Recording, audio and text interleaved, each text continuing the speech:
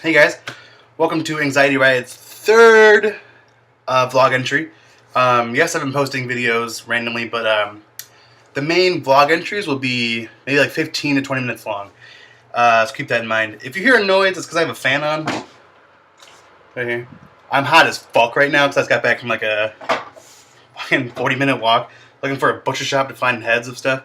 But being in a Mexican neighborhood, I found cool candles and they have death on them. Apparently they're like good luck or whatever, I don't know. Today I'm going to talk about fucking Christ. Medication and me. I've been on a bunch of medications for my whole life really, and if you feel that you should be on medication, go talk to a doctor. Don't talk to your fucking friends. Don't talk to your fucking people online. Go see a doctor. This is really serious. And when you go to a doctor, don't go to one just to be like, hey, I need Xanax because I want to get high as fuck. Don't do that. Don't be a person who will actually like further the stereotype that like mental illness isn't real. If you do that, fuck you. So moving on. I'm going to start with prescription medication first. And then I'm going to move on to alternative medications. What I do sometimes to lower my anxiety, my depression, a bunch of different stuff. So we'll start first with my first medical experience. And that was with Zoloft. Zoloft, for me, it was terrible. I was manic all the time, and I'll explain what manic is and depressed, shit like that, and later. But I was manic, and I didn't really know it because like, I had been depressed my entire life, and I didn't know that being manic was bad. Which turns out it actually is. You spend a lot of money you don't have. You do a lot of stupid shit you wouldn't normally do, and it's just overall not that good for everybody. And I had some side effects, of course, a little bit more personal. I couldn't fully, but that's fine. And I thought I was getting better, honestly. I was around like 13, 14, and apparently my psychiatrist thought, it was an Indian guy and made me uncomfortable. Not because I'm racist, because he was just a dick. But because I thought I was doing well on Zoloft, my psychiatrist prescribed Abilify. And Abilify is a mood stabilizer. And Zoloft, and a lot of these pills I'm talking about, are antidepressants, which imagine like a plane, you know, and with a graph that goes up and down, up and down. And when you have major depressive disorder, you go up, oh yeah, I'm so excited, happy, I'm actually like living life. But you go happy and then you go really low. And that low period could be for like 6 months to a year, for like years. But I mean, there's other kinds of depression, like acute depressive disorder. But I don't have that. I'm always depressed. So he gave me Abilify, which is a mood stabilizer. Now, a mood stabilizer is something that would put you on an even plane like everyone else has, who doesn't have any mental disorders like anxiety, bipolar disorder, major depressive disorder. It puts you on that same playing field as everyone else, so you don't go like, you know. And Zoloft just kind of like stops you from going low. But now that I'm older, I can realize that that mix of medication was too much for me. And I was manic. I was so like excited to be alive and couldn't stay focused on anything because I was just like, you know what, I'm fucking living today. What are you doing, Holmes? And I hated it. You know, once I got off of it, I was like, wow, who was that? Because it was not me. I hated it, and I would never go back to those medications again.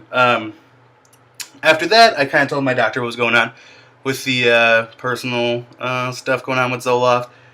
And for a young 14-year-old, personal time alone is really all you got going. And when you can't have that time alone, I don't even know why I'm telling you guys this. Like, honestly, what the fuck am I doing? So I'll move to the next medication. The next medication I was on is called Lexapro, which was a fun experience for me, but a bad experience for everyone else around me. I became so irritable and so angry, it was insane. I remember one time a plastic cup fell out of the cabinet, and I got so enraged, I was just smashing the cabinet door, open and close, maybe for like 5 minutes, and then I went in my room. Didn't talk the rest of the day because I was so mad about that goddamn cup. That wasn't working out. This was around the same time I threatened Mr. Miller's life in gym class, and so this is probably when I made a lot of enemies as well. Probably talked a lot of shit about anybody who's probably watching this video. So that was cool. And then after that, I went a couple years with that medication, which I should have been on a lot longer. So for a couple years, I wasn't on medication, and because of that, I was having terrible mood swings. I mean, if you knew me in high school, you know what I was like. I can go from like, hey, what's up, to like, hey, fuck you, dude, you know, just like that. And I would mean it. I would literally mean it. Sorry, I got a text message. There was this one girl, what's her name? Melissa? I was really mean to her all the time. She was like a preppy, popular girl, and if you are friends with her, tell her I'm sorry. Avoided her in gym class because I said I didn't want to catch what she had. It was really mean, and she brought it up like a bitch in the hallway. You know, it was like, oh, watch out, guys, I want to catch my retardedness. And the thing I said to her was so mean. I was like, hey, Melissa, go fuck yourself. And that was it. I wasn't like, ha, yeah, I was joking and stuff. You know, you should joke with me. No, I just got instantly mad, and for that, I'm sorry, Melissa. I don't know how to say your last name, Rickaballer or something. So, for years, I wasn't on anything after that. Hold on. Goddamn girlfriend. Okay, so, for that, I wasn't on medication for years until my sophomore year in college, which is fairly common. College is a really stressful time, and it can bring out...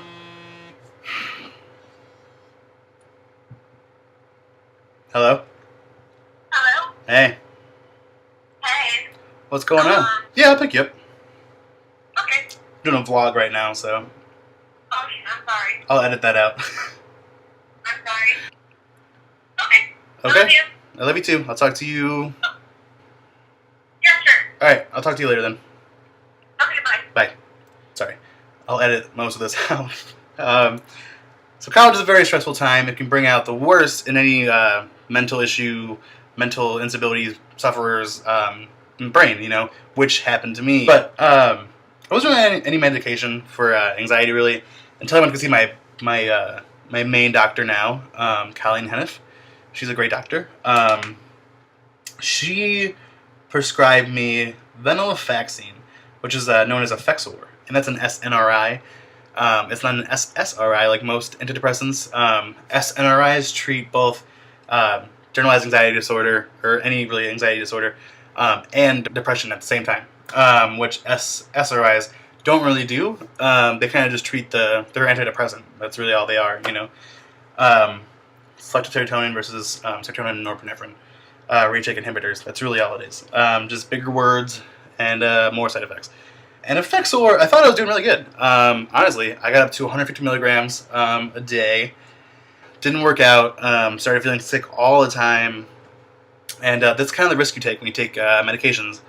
But that's fine. And it was around this time that she prescribed me clonazepam, which is a emergency anti-anxiety medication, like Xanax. But with clonazepam, it has a really long half-life. It's from 12 hours to 58 hours, which is insane. But for me, the chemical balance in the chemical compound in that medication made me panic for 12 hours instead of making me chill for 12 hours, which I don't suggest. So from there, I was taken off of Effexor and venlafaxine, and I was put on Prozac for the first time, which, hashtag I love Prozac. It works for me a lot. Really no side effects. But that's not the only thing I'm on. I was on a mix of Prozac and Buspar, and Buspar is a long-term acting anti-anxiety medication. And with that, I thought I was doing good. I just kept getting these weird things called tremors, and that's when you feel like your body's shaking, but it's not really shaking. Like if you've ever had a sugar low, that's what it feels like, but you're not actually shaking. It's just your nerves are just so like, So I was taking off Buspar, you know, just for that reason. Oh, and venlafaxine, it raised my heart rate. That's what SNRIs can actually do, is raise your heart rate. So I went to the doctor. Side note, I went to the doctor. And this is why she took me off those, because my blood pressure was 160 over like 100 and something. And she was like, holy crap, you know, but like a couple months back when I was there, I was like 115 over 80 or something. It was super normal, super normal. And so she took me off that right away because I was about to have a heart attack. If you drink coffee, get decaf and get hazelnut creamer. Hazelnut, it's so good. Right now, currently, I am on a mix of Prozac and clomipramine. Clomipramine? I don't know. It's an anti-anxiety medication. And it's working phenomenally. Doesn't mean it's going to work for you if you try it, because you have a different chemical balance in your brain than I do. And it's okay. You know, it's just you're just finding the right mix. Really, it's all about trial and error. Just like therapy. You know, therapy. I've been to several different therapists, and some worked, some didn't. The one I'm seeing now has a shitty secretary, so scheduling is always a motherfucker, but that's fine. Clomipramine and Prozac together help me. I'm on 40 milligrams of Prozac and 20 something milligrams, I think, of the clomipramine, which is like an average, you know, dosage for someone who suffers from anxiety. But I also take alprazolam, Xanax, when needed, which today marks, I'm really excited, today marks the 1 week anniversary of me not taking Xanax at all, which I haven't done for over a year. So that's really exciting for me, and that's like big news, and really excited. Hopefully I don't get too excited and have a panic attack and need one today, but that would suck. But also, I'm on Ambien CR, which is controlled release. I don't really sleep at night, so that really helps me sleep and stay asleep, which is nice. So those are the medications I'm on now, currently. But for the period that I wasn't on medication and I would panic, and I would be stressed or, you know, whatever, I would do as many things as I could that weren't medical. That weren't just putting chemicals in my body and changing stuff. But those were fun, and a lot of them weren't as fast acting as you could, as Xanax would be, or clonazepam, or Clopin, or any emergency benzodiazepine, Valium. So beware of that. But Xanax is more potent. For example, 1 milligram of Xanax is the equivalent to 10 milligrams of Valium. So when if you take Xanax, you really have to be careful of, you know, they'll probably give you the lowest dose first, which is 0.25 milligrams. I take the 0.5 milligrams because the 2.5, I mean, I'm a bigger guy, so it didn't really work that well because it's based on like body mass, tolerance, a lot of different aspects and variables in taking medication for antidepressants, and switching. This is a fun fact. Switching antidepressants is equivalent to switching heart medication, blood medication, and one more, but I don't remember. But it can cause the same side effects. It's that impacting on your body. So when someone says, "Oh, I'm changing medication," take that shit seriously because it really means something. Anyway, the alternative medications I used, I never used pot. I smoked weed once, got really paranoid, and then I threw up. So that was super great. What I do a lot is I drink chamomile tea. Chamomile tea attaches to the brain molecularly the same way Valium does. It's a natural anti-anxiety medication, which is awesome. I mean, it's a little bit slower, but drinking a cup of tea is so fun. But when I would panic a lot and I would do other things, one of my favorite things to do, which is really dumb, but it worked for me, was watch The Cleveland Show. I don't know if any of you have ever seen that show before. It's a spin-off of Family Guy, and I don't know why I watched it, but my girlfriend can vouch for this one. And yeah, I watched it 24/7 when I wasn't on medication, like the last year, in 2013. I don't know why that show just clicked for me, and never made me feel panicky. Some of the things I do is I like to sing a lot, which is a natural anti-anxiety, thing for your body. It releases endorphins. So does music, painting, and drawing, and dancing, actually. So I try to actually go on walks. I walk a lot, move a lot, but when you're actually panicking, it's really hard. Like I said before in like one of my first videos, when I panic, I'm actually a puker, which is really awful. But there's like so many different things you can do to avoid that, which is nice about Xanax and alprazolam, because it takes care of all of those symptoms that lead you to panic. It takes the edge off, obviously, but it stops nausea. It calms your heart rate. It's a depressant medication, so that's why they're dangerous, because you can overdose on them. They slow your heart rate down, but like when you're in a panic, your heart rate's going so fast. That's why you panic, is because blood's rushing, and your sympathetic nervous system is reacting to something that thinks it's dangerous. We would use this nervous system when we were cavemen, gatherers and hunters, and we saw a lion, right, or something wild. When we saw something like that, we would go into fight or flight, right, which we still use today. But when you have an anxiety disorder, those dials are turned up all the way to 11, and you panic, and panicking when nothing is literally a threat right in front of you causes you to go into fight or flight, causing me to want to fight something, to defend myself, or to run away, which both are equally useless when there's something that's an immediate threat. I had a lot of weird phobias the last couple of years. One was bagels. I was terrified of eating bagels because one time I ate a bagel and I had a panic attack, and for some reason I thought that if I ate another bagel I was going to have a panic attack, so I would convince myself to panic if I had another bagel. So for months I was terrified of bagels. I thought bagels caused me anxiety and panic, which I don't know. I was afraid to leave my house for a while, so that was good. I was terrified of going to restaurants because I went to this restaurant called Huck Finn in the city, and I got sick. Okay, and from then on, for like 8 months straight, I wouldn't eat at a restaurant.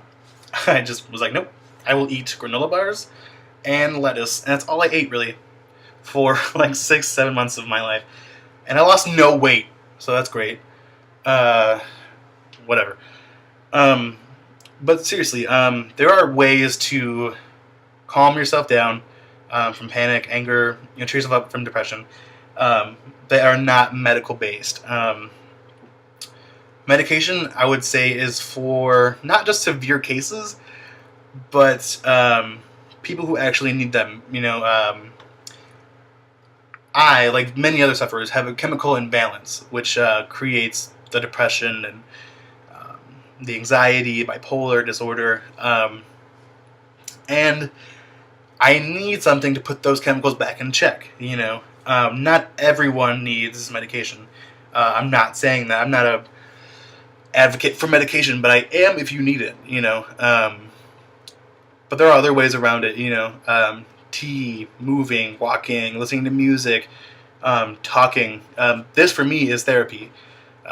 Doing this vlog and helping people and reaching out to people. That helps me for some reason. I don't know why. But it does. One of my friends says she uses self-talk a lot, which is awesome. It's just talking to yourself and reassuring herself that she's okay. But there are disorders that are temporary. That is treatable. It really is. With intense therapy, figuring out what happened and why. But generalized anxiety disorder is treatable, but I wouldn't say it's curable. Neither would I say is major depressive disorder. Mental illness, especially if you have a chemical imbalance in your brain, I wouldn't say just goes away. It can go away for a while, but it doesn't go away forever. So keep that in mind. For me, I thought I was doing good for a year or two in college, and then hit me. I was afraid of bagels and couldn't leave my house. So keep that in mind. But if you guys have any questions about medications, how I reacted to them does not mean that's how you're going to react to them. There's a lot of different chemical compounds, different dosages. There's a lot of stuff. And if smoking weed helps you, smoke weed, I guess. But I would not say drink alcohol if you're feeling depressed. That makes it 10 times worse. Honestly, don't do that.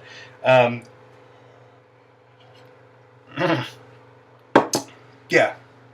Medication, if you need it. If you don't, it's fine. You can find other ways. You can reach out to me if you need to talk. Honestly, I don't care who you are, where you're from, how old you are. Unless you're under 10, then just get over it. But I do like to help people, and it really helps me, which is cool. I've actually been thinking about trying to give some speeches about anxiety at some colleges if I can get into it somehow. I'd start at Columbia, and then maybe like branch out, and I just want to let people know that there are other people and you're not alone, and that there is help. A lot of people online forums and other social media are big assholes when it comes to mental illness. Imager, I love Imager. Don't get me wrong, but the community is really touchy when it comes to mental illness. Some get really offensive and really mean, which is pretty fucked up. Some like anxiety chats online are really fucked up, and it's just like, oh, no professionals, but only people who suffer, but people who've never been diagnosed before, and just like there's a big hairy area between real mental illness and mental illness for attention, which you can just go on Instagram and type in hashtag ANA, and you'll see, and self-harm. I used to self-harm a lot, but there are some people who do it for attention and who need to be talked to, but there are some people who do it and hide it from everyone else. They don't, like me, I never showed off my cuts. I never wanted to let people know because it helped me. It doesn't help you. When I was in high school, one teacher, Mrs. Gus, saw my burn marks, and I was sent immediately to the shrink at Cary Grove High School, and she is dumb as fuck. Do not talk to her if you go to Cary Grove High School. She had to pull out a pamphlet to figure out what anxiety disorder was and what depression was. It's insane. I was like, how do you have a job? Like, I don't even think she has her master's degree, honestly. Some people loved her, which is cool, but I didn't, if you need a pamphlet to tell you what major depressive disorder is, it's pretty fucked up. But, yeah, if you guys have any questions, comment, message me on Facebook if you have to. My name on Facebook is Jacob Edinger, Edinger. With that name, you can pretty much find me anywhere. Instagram, Vine, Facebook, Twitter, whatever else there is, I don't know. You can find me, for sure. And if people are being dicks online about mental health, just say fuck you and go to a different site. Seriously, like, I've tried to reach out to people who suffer from anxiety on websites because I didn't want to feel alone, but I felt even worse. If someone's allergic to a cat, would you say, just get over it? No, you wouldn't, because they're actually allergic to something. They have symptoms that happen when they go into the situation. That's what anxiety and depression are like. You can't help it all the time. If you don't feel comfortable somewhere, leave. If you don't feel comfortable at school, go to the nurse, go to the therapist if you have to. There are people who will talk to you. Online research can lead to a lot of hairy subjects. WebMD will tell you have cancer, so don't go to WebMD. A lot of the anxiety vlogs I've seen just tell you how to stop anxiety, but a lot of them don't actually help you. They're like, oh, this is a cycle.